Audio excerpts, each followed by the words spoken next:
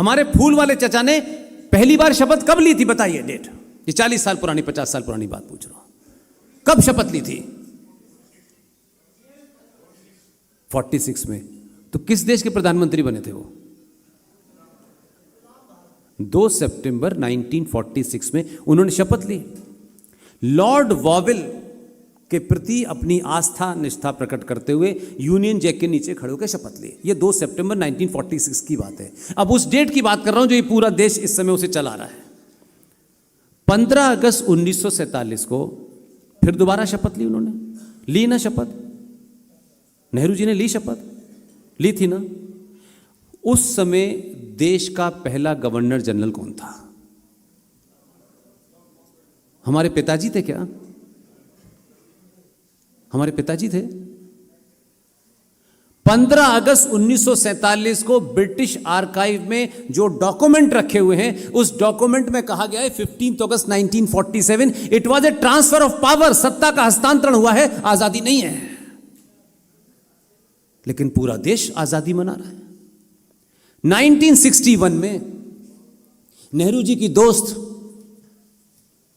जिनके पति पहले गवर्नर जनरल बने हैं, उनका नाम तो सब देश जानता होगा, हैं? कैसी मुस्कुराहट आई आपके चेहरों पे। कौन थी वो? हैं? जोर से लो यार, ऐसी क्या बात है? कौन सी गर्लफ्रेंड का नाम ले रहे हो यार? एडविना माउंटबेटन का निधन 1961 में हुआ, पता है आपको? 61 उस वक्त तक चली गई थी बेचारी, और वो एक बहुत बड़े टापू के ऊपर कुछ शिकार कर रही थी। वहाँ उनकी हृदय गति रुक जाने से उनका निधन हो गया। हम आपको ये मैं इसलिए बता रहा हूँ कि जो वर्तमान आज है ना, पूरा देश जानता है, मैं किसी आरटी पार्टी के चक्कर में नहीं हूँ। लेकिन मैंने भी ये नियम बनाया कि किसी ने भी अच्छा काम किया होगा ना, उसको बताना ज़रूरी है। आज भी हमारे यहाँ ऐसी ऐसी बातों पे चर्चा हो रही है जो टोटली इर्रेलेवेंट है। 1961 में एडविना माउंटबेटन का देहांत हुआ। भारत की सदन में दोनों सदनों ने श्रद्धांजलि दी। क्या थी वो? भारत माता क्या थी वो? और उनके हस्बैंड को 79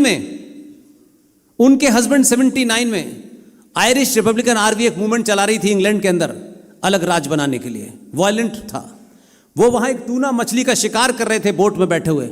आयरिश रिपब्लिकन आर्मी वालों ने उनकी बोट में बम लगा दिया था। बम फटा, माउंटबेटन के चिथड़े उड़ गए। I am talking about 1979।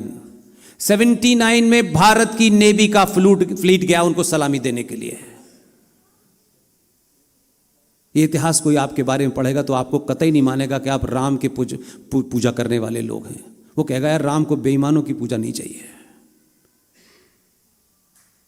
ये हाल है हमारा।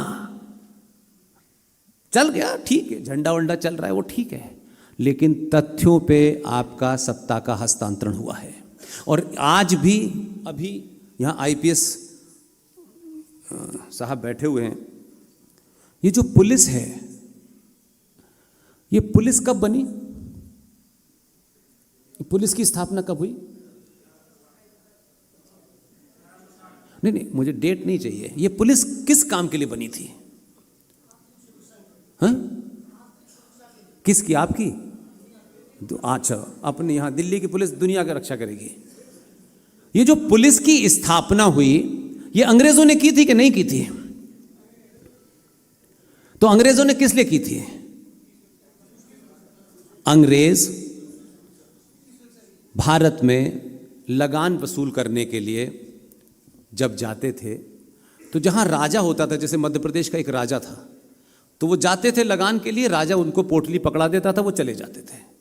बाकी जगह जहां राजा नहीं थे, वहां अंग्रेज लोग घोड़ों पे जाते थे लगान वसूल करने के लिए। तो जो हिंदुस्तानी थे वो हॉस्टाइल थे, कोई पत्थर मारता था, कोई कुछ करता था, तो अंग्रेज कम थे तो उनके चोट वोट लग जाती थी। तो अंग्रेज़ों ने पुलिस थानों की स्थापना की, और ये जो पुलिस की वर्दी थी इनकी उनको पहनाई। और इन बेचारे पुलिस वालों का उस समय एक ही काम था, क्योंकि और तो बहुत सारे काम थे नहीं, उस तरीके के क्राइम ही नहीं होते थे।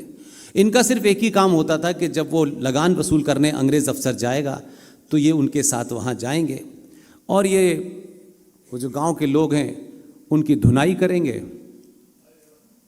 और उसके बाद में उनसे लगान वसूल करके अंग्रेज़ों को दे देंगे। अब इन पुलिस वालों को बताना चाहिए कि अंग्रेज़ चले गए। यही पुलिस का जो एटीट्यूड है वो वही है, उसमें कोई रिफॉर्म नहीं हुए, बहुत छोटे छोटे हुए हैं। पुलिस पहले डराती है आपको और आप पुलिस से डरते हो। पुलिस को डराना नहीं चाहिए और आपको डरना नहीं चाहिए। आप आजाद भारत के किसी न किसी का शर्मा वर्मा ठाकुर सिंह किसी का बेटा ही होगा भाई। वो एटीट्यूड वही है हमारा उस पुलिस के साथ में, और पुलिस का भी एटीट्यूड वही है। 1861 का 1860 के 2 कानून अभी बदले हैं। भारत में संसद में बजट किस वक्त पेश होता था? जब इंग्लैंड में बाजार खुलता था। इतनी छोटी छोटी चीजें आप कह रहे हैं हम आजाद हो गए हैं। तिलक लगाने की आजादी है, मंदिर में घंटा बजाने की आजादी है, इसके अलावा क्या कर रहे थे आप? और आज जो आपके साथ हुआ वो आपको पता नहीं। इस भारत में सेकुलर शब्द का मतलब ऑल आर इक्वल। कोई की गिनती के कारण छोटा बड़ा नहीं है, सब बराबर हैं। यानी 42,000 पारसियों का भी वही अधिकार है जो 80 करोड़ हिंदुओं का अधिकार है। इस पे कोई कंफ्यूजन है?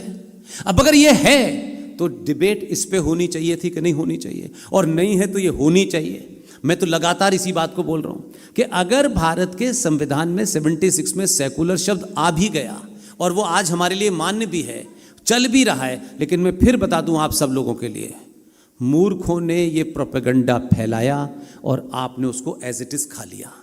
भारत के संविधान में जो शब्द सेकुलर का हिंदी अनुवाद है उसे इस देश के और राजस्थान से कनेक्टेड हैं वो साहब। उनका नालायक बेटा एक कांग्रेस में है, ये अलग बात है। अपने समय के विद्वान थे, बहुत ही बढ़िया आदमी थे। उनको लोग जानते हैं LM सिंघवी के नाम से।